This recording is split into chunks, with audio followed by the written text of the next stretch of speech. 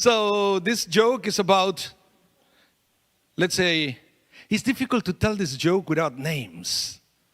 So, but the other side is better because you can put any name you want. It's about a powerful president from a powerful country. Could be a prime minister. Could be a prime minister who get a prophetic revelation. And at that revelation, an angel is taking this man to heaven and is showing him heaven.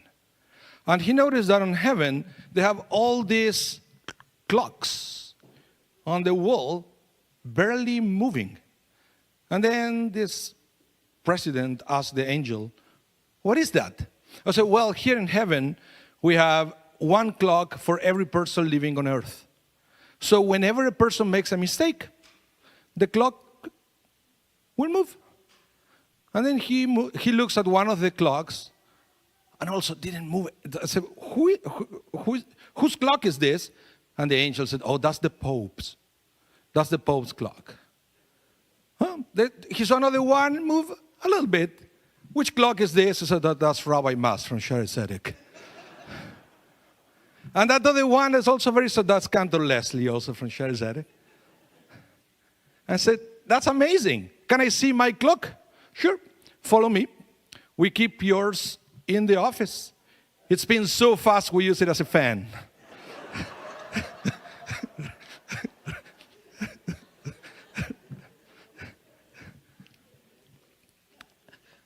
I want to talk to you today about election day.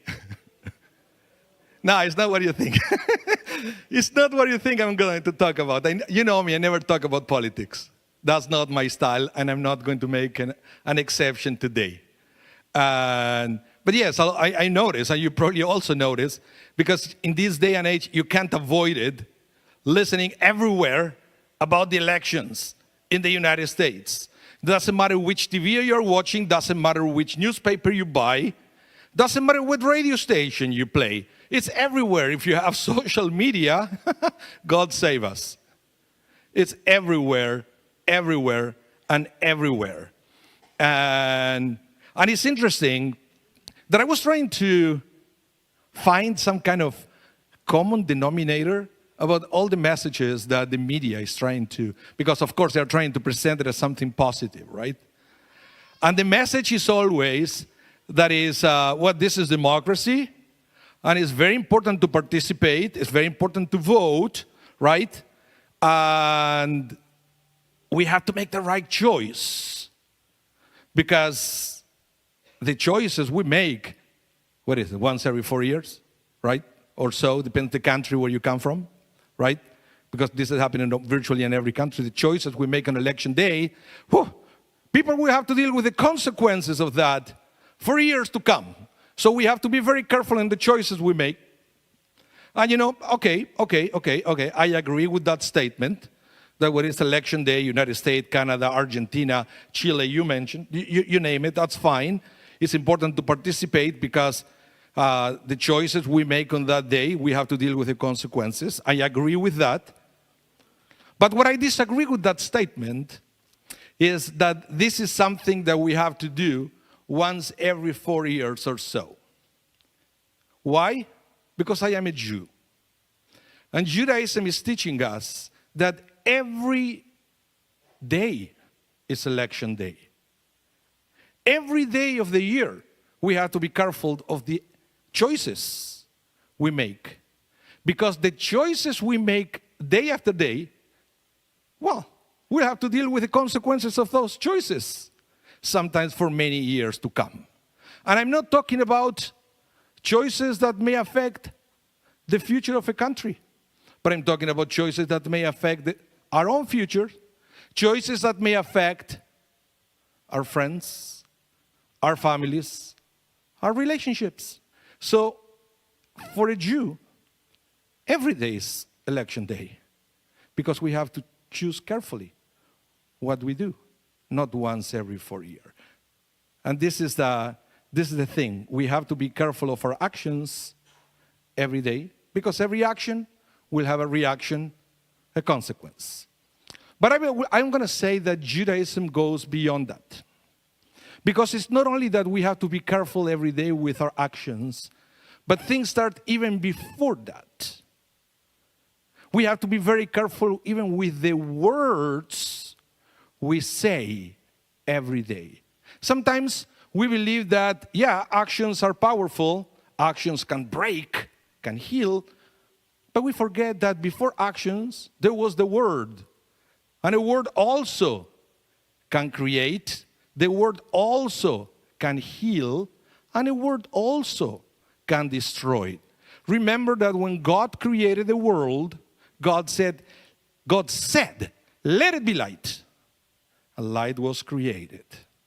A word created this beautiful world that we have for us to enjoy. So we have to be very careful the words that we use.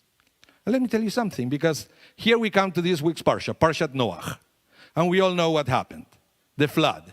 Humanity was a disaster, was chaos. And remember that at the beginning of the Torah, the very, very beginning, before creation, God said that the world was tohu vavohu, and that is usually translated as the world was in chaos. And then there was light and hope and many things, but eventually, when we come to this week's Parsha, it looks like somehow humanity managed to go back to that initial chaos that it was before light was created. So God sent the flood to wipe out humanity with a few exceptions, Noah and his family, to start again. And the way God was going to save Noah and his family was through an ark. You know the story. And this is interesting because the Torah in Hebrew called that ark a teva. Teva could be translated in Hebrew also as a box or a container, and not necessarily a ship. A ship in Hebrew is an oniyah, which is mentioned in other parts of the Bible. So the question is, I had this personal question for many years. Why is the Torah calling it a teva, a box, and not an oniyah, a ship?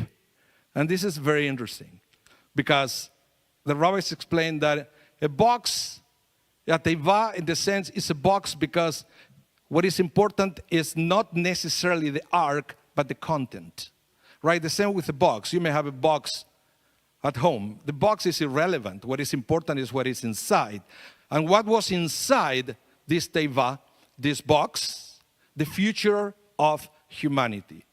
That's why the teva itself was irrelevant. What was important is what was inside, was hope for the future. But teva has also another translation. This is my favorite one. Teva also means, believe it or not, word. Teva also means word. We are getting into something here. It means that the future of the world was contained inside the word. And we are getting here closer to what was the beginning of creation at the beginning of Genesis, when God said, let it be light. Now the future is also contained in the word. But the word itself doesn't mean much. What is really important is the content of that word. What is said and how is said. So in other words, we give meaning and content to the words that we say. And in those words we can have hope, a bright future, but in those, at the same time, with the same words, we can have destruction and depression. It depends of what we say. And that's why it's something very interesting, because the Torah gives us the dimensions of the ark.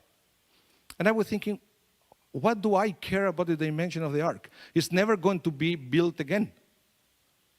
God already promised in the Torah, it's never going to be another flood to wipe out humanity. Why do we need to know the dimension of the ark? And the Torah said the ark will be, and here they were using a unit called cubits back then. And God said the ark is going to be 300 by 50 by 30, and also he has to have an opening on top for the light to come to the inside. Why do I care about the details? Until the rabbis explain that there is a deeper meaning here. Because you know that in Hebrew, every letter has a numerical value. Did you know that? So, which letter has a numerical value of 300 is Shin. Which letter had the numerical value of 50 is Nun. And what letter has the numerical value of 30 is Lamed. And the rabbi said, those are the letter of the word Lashon, tongue. The organ that we use to give meaning to our words. So that teva containing the future implies that the future of humanity, of course, depends on our actions, but even before our actions, of the way we talk to each other. This is we use our words to bless, but we can use our words to curse. We use our words to unite people, but we can also use words to divide people. And that's why the rabbis say the teva, this box, this word mentioned in the Torah, needed to have an opening in the top to let the light come in. As a message for us, that whenever we talk to each other, we have to be sure that it's a message of light and it's a message of love. And this is something very interesting because, again, going back to election day, and not just in the United States, I would say that pretty much everywhere in the world, one of the first things that we notice before an election is the way words are used from every side. The words are used mostly in the wrong way. The words are used to attack, to separate, and to create chaos, which is all the opposite of what the Torah is trying to teach us. So, yes, tomorrow is election day. Not much we can do here in Canada. But most importantly, for a Jew, every day is election day.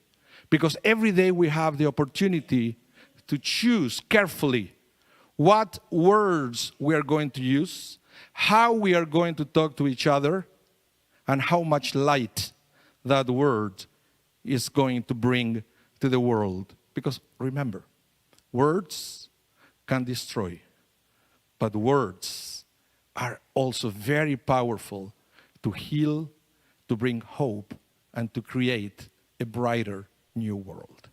Shabbat Shalom, Chodesh Tov.